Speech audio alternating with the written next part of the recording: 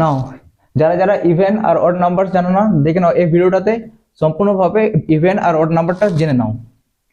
এখানে ফার্স্টে বলা আছে ইভেন নাম্বার। ইভেন নাম্বার কি করে ফাইন্ড আউট করবে দেখো না। ইভেন নাম্বারটা বলটা কি, দ্য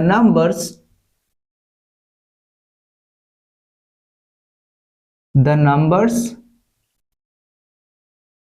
which is divisible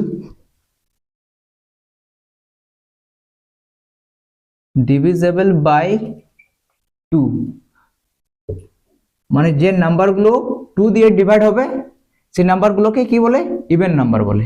আর এটা মনে রাখবে, ইভেন নাম্বার সব সময় ইউনিট ডিজিটটা থাকবে 0, 2, 4, 6 আর 8। ঠিক আছে, সিঙ্গেল ডিজিট যদি থাকে তাহলে কি হবে 2, 4, 6, 8। এরপর যদি 2 ডিজিট থাকে, ঠিক আছে, আর ইউনিট ডিজিটটা যদি 0, 2, 4, 6, 8 থাকে তাহলে কি হবে, ওই নাম্বারটা ইভেন নাম্বারস হবে। এরপর কি করে বুঝবে, সাপোজ এখানে যদি থাকলো 1 and 2, রাইট হ্যান্ড সাইড থেকেটা কি হবে, এটাকে বলে unit digit. Okay, from right hand side থেকে কোন নাম্বারের রাইট হ্যান্ড সাইড থেকে ফার্স্টের ডিজিটটাকে বলে ইউনিট ডিজিট। তো এটা কি হচ্ছে right hand side, that means ফার্স্টেরটা কি হচ্ছে 2, সো 2 ইজ দা কি হচ্ছে, এটা ইউনিট ডিজিট হচ্ছে।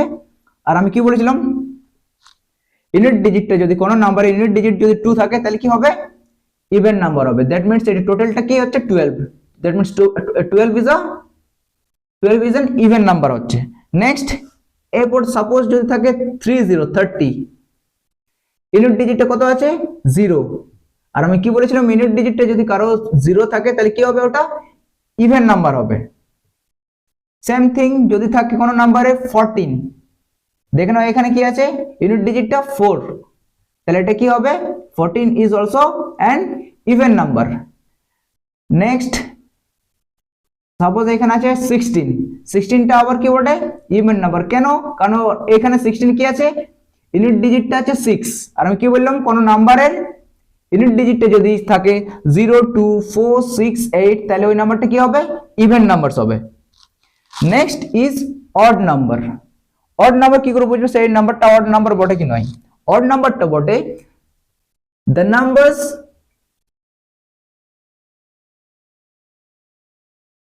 which is